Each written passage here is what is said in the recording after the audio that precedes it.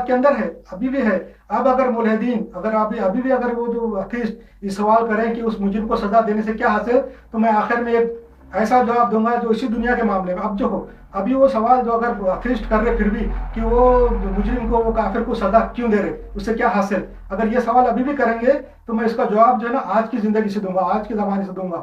وہ آخر میں وہ اگر ملحدین یہ سوال کریں کہ اس مجرم کو سزا دینے سے کیا ملتا، تو میں آخر میں ایک جواب ایسا دوں گا جو اسی دنیا کے معاملات سے تعلق رکھتا ہے، کیونکہ میں ایتھیسٹ کو کوئی جواب ایسا نہیں دینا چاہتا جو کسی مذہب کتاب سے ماخوذ ہے، کیونکہ ملحدین تو کسی مذہب کو مانتے نہیں، وہ تو صرف حقیقت کو مانتے ہیں اور سائنس کو مانتے ہیں اور منطق کو مانتے ہیں۔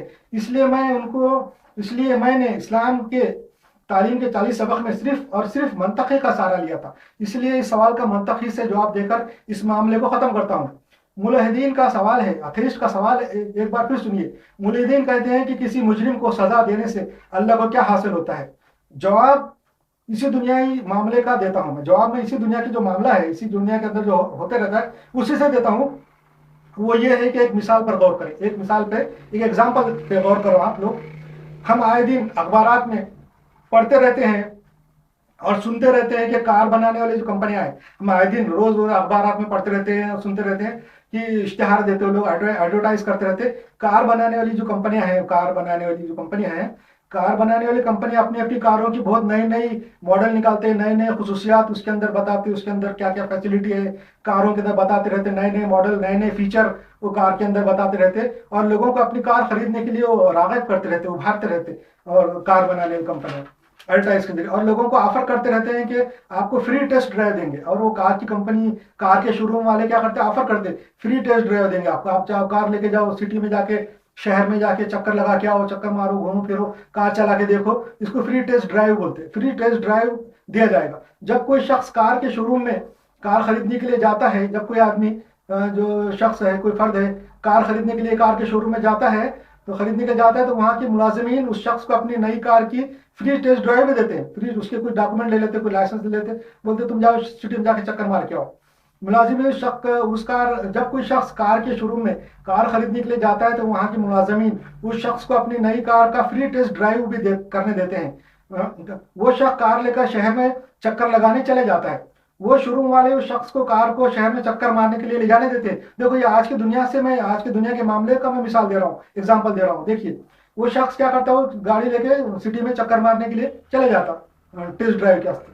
جب وہ شخص کار کو اچھی طرح چلا کر دیکھ لیتا ہے اور پوری طرح مطمئن ہو جاتا ہے، پوری طرح سیٹسفائی ہو جاتا ہے، اس کی فیچر اس کے معلوم ہو جاتے کار کے اس کو، اور پھر مطمئن ہو جاتا تو وہ کار خرید لیتا ہے، وہ آ کے کار خرید لیتا ہے، جو بھی ہے، فائنینس ہے، پیسوں سے، کیش میں ہے، جو بھی ہے وہ کار خرید لیتا ہے، مطمئن ہو جاتا ہے، اس کو اطمینان ہو جاتا ہے، سیٹسفائی ہو کے جب کار کا ٹیسٹ ڈرائیو دینے کے بعد آ کے خرید لیتا کار، تو اس شخص کو شو روم والے کار دے دیتے ہیں، اس شخص کو شو روم والے کار دے دیتے ہیں، قیمت میں بھی سہولت دے دیتے ہیں، اور عزت تکریم کرتے ہیں، اس کو اور بھی فیسلٹی دیتے ہیں، اور وہ کار لے کے چلے جاتا اور بس عائش کرتا، گھومتا، اپنی نئی کار میں گھومتے رہتا۔ یہ اس کا ہو گیا نتیجہ۔ مگر اگر دوسرا سینیریو کیا ہے، مگر کوئی شخص ایسے ہی کسی شو روم میں گیا اور ٹیسٹ ڈرائیو لیا کار کا، کہ ٹیسٹ ڈرائیو کے لیے میں لے جا رہا ہوں، اور پھر وہ کار کو کوئی نقصان پہنچا دیتا ہے، یا کار میں چوری کر لیتا، کوئی سامان نہیں، کوئی اس کا پارٹ نکال لیتا، کار کو صحیح سلامت واپس نہیں لاتا، اور پھر مگر اگر کوئی شخص ایسے ہی کسی شو روم سے کار کو ٹیسٹ ڈرائیو کے لیے لے جاتا ہے اور پھر یا تو کار کو نقصان پہنچا دیتا ہے یا کوئی اور نقصان کر دیتا، تو پھر اس شخص کو کار نہیں دی جاتی۔ پھر وہ کیا کرتا، اگر اس نے کار کو صحیح سلامت نہیں لایا، پھر شو روم والے اس کو کار نہیں دیتے، بلکہ اس کی بے عزتی کرتے، اس کو ہکال دیتے، دھتکار دیتے، اور اس کو کار سے محروم کر دیتے، کار نہیں دی جاتی اس کو، پھر اس کو کار دینے کے لائق نہیں رہتا، اور نالائق بولتے، نااہل ہے کار چلانے کا، ایسا اس کو بولتے، پھر اس شخص کو کار نہیں دی جاتی اور وہ شخص کار سے محروم کر دیا جاتا ہے۔ یہ ہے نتیجہ، یہ نتیجہ ہوتا ہے اس کا۔ یہ دنیا کی مثال آج کی۔ کیوں یہ شخص کار سے محروم کر دیا جاتا ہے؟ کیونکہ وہ کار رکھنے کا اہل نہیں رہتا، نااہل رہتا، کار رکھنے کا اہل نہیں ہے، وہ شخص نااہل قرار دیا جاتا ہے اور کار رکھنے سے محروم کر دیا جاتا ہے، کار کے فائدے حاصل نہیں کر سکتا۔ یہ ہوتی ہے اس شخص کی سزا، کیونکہ وہ کار رکھنے کا اہل نہیں۔ بلکہ اسی طرح جو شخص جرم کرتا ہے وہ آخرت کی نعمتوں سے محروم کر دیا جاتا ہے۔ بالकुल इसी तरह जो शख्स जुर्म करता है वो आखिरत की नेमतों से महरूम कर दिया जाता है। आखिरत में जो नेमत मिलेंगी, उसको जन्नत मिलेंगी, उससे महरूम कर दिया जाता है। जो शख्स जुर्म करता है, जो कुफ्र करता है, शिर्क करता है, ऐसे शख्स को नाहल करार दिया जाता है। आखिरत की जन्नत की नेमत है, वो का अहल नहीं है, वो नाहल है कर दिया, क्योंकि वो आखिरत की जन्नत की नेमतों का हासिल करने का अहल नहीं होता। जन्नत की नेमतों के हासिल करने के अहल तो वही लोग होते हैं जो ईमानदारी से काम करते हैं। जो ईमानदारी से काम करते हैं वही अहल रहते हैं जो जन्नत की नेमतें हासिल करते हैं। बेईमानी करने वाले जन्नत जैसी अजीम नेमत के हकदार नहीं होते। यह है मुजरिमों को सजा देने की हकीकत। देखो, बेईमानी करने वाले नाहल करार दिए जाते हैं। यह है बेईमानी करने वाले जन्नत जैसी अजीम नेमत के हकदार नहीं होते। यह है मुजरिमों को सजा देने की हकीकत। मुजरिमों को आखिरत में इसीलिए सजा दी जाती है क्योंकि वो नाहल होते हैं। ये सजा उनको सुधारने के लिए नहीं दी जाती। ये सजा जो है जो दी जाती है उनको सुधारने के लिए नहीं दी जाती कि वो सुधर जाएंगे बाद में आएंगे, नहीं। इसलिए जो नाहल होते इसलिए उनको सजा दी जाती है। मुजरिमों को आखिरत में इसीलिए सजा दी जाती है क्योंकि वो नाहल होते हैं। ये सजा उनको सुधारने के लिए नहीं दी जाती, बल्कि सजा उनकी नाहली की वजह से होती है। इस सजा से हासिल सिर्फ उसी को होता है जो सजा को हासिल करता है। इस सजा से हासिल ये उसको मिलता, किसको मिलता है? उसी को मिलता है जो सजा को, जिसको सजा मिलती है उसी को मिलता है। सबसे ज्यादा मुस्तहक वही होता है। उस सजा का सबसे ज्यादा मुस्तहक कौन होता है? वही होता है। और उस सजा का सबसे ज्यादा मुस्तहक वही होता है जो जुर्म करता है। जो मुजरिम होता है वही मुस्तहक होता है इसको सजा मिले, दूसरे लोग मुस्तहक नहीं होते।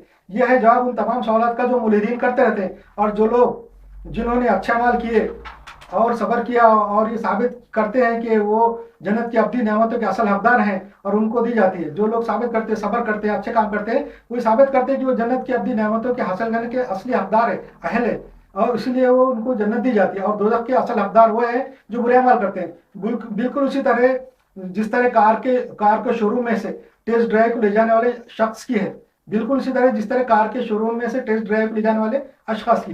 एक शख्स टेस्ट ड्राइव करके कार को सही सलामत शोरूम में वापस लाता है और कार की कारकर्दगी से मुतमईन होता है, उस शख्स को कार दे दी जाती है और वो उस कार से फायदा उठाता है। और दूसरा शख्स जो उस शोरूम से कार टेस्ट ड्राइव के लिए ले जाता है मगर कार को सही सलामत वापस नहीं लाता, उस शख्स को कार नहीं दी जाती और वो कार से महरूम कर दिया जाता है और कार हासिल करने से नाहल करार दिया जाता है और कार के फायदे से फायदा नहीं उठा सकता। ये तो है दुनिया में अंजाम। आखिरत का अंजाम अल्लाह के हाथ में है। वो तो बड़ा इंसाफ करने वाला है और ऐसा इंसाफ करेगा कि हमारा एक एक अमल, एक एक लम्हा उसके पास महफूज है और रिकॉर्ड में मौजूद है। अल्लाह के पास तो हमारा एक एक अमल, एक एक रद्द अमल और एक एक सेकंड भी उसका रिकॉर्ड में मौजूद है। जिस तरह कॉस्मिक बैकग्राउंड रेडिएशन आज से 14 बिलियन साल से महफूज है, रिकॉर्ड में है, वैसे हमारा एक एक एक्शन, हमारी एक एक हर किस्म का अमल हमारे अल्लाह के पास रिकॉर्ड है, मौजूद है। जिस तरह कायनात में आज भी बिग बैंग के असरात और उसकी गूंज और उसकी रोशनी आज भी मौजूद है और बिलियनों साल से गर्दिश कर रही है और चक्कर काट रही है। इसलिए हम मुसलमानों को आज भी अच्छे अमल करने चाहिए। आज जो हम अपने आप को जलालत में पड़े हुए देख रहे हैं, अगर हम आज भी नहीं सुधरे और संभले, आज भी नहीं सुधरे, तो इससे भी ज्यादा बुरे दिन हमारे आइंदा आने वाली नस्लों को देखना नसीब होगा। क्योंकि हमारे अमाल ज़ाया नहीं होते, वो यही गर्दिश करते रहते हैं। वो अमाल हमारे ही कौम पर वबाल बनकर मैग्नीफाई होकर गिरते हैं, जैसा कि कल हमारे आबा अजदाद के अमाल आज हमारे ऊपर गिर रहे हैं।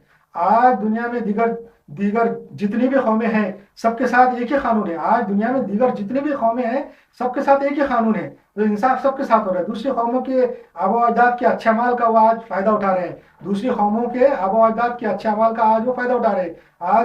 आज भी ये दुनिया कायम है, अभी ये दुनिया कायम है, अभी क़यामत कायम नहीं हुई। इसलिए आज हमें सुधरने का मौका है, क़यामत के बाद कोई मौका नहीं है। आज भी हम सुधर जाएं और अगर नेक अमाल करेंगे तो जरूर कल हमारी आइंदा नस्लें हमारे नेक अमाल का समरा उठाएंगी, वरना वो भी हमारी तरह बर्बाद हो जाएंगी। ये इस कायनात का कानून है। यहाँ सब बराबर है, तमाम इंसान एक जान है, एक ही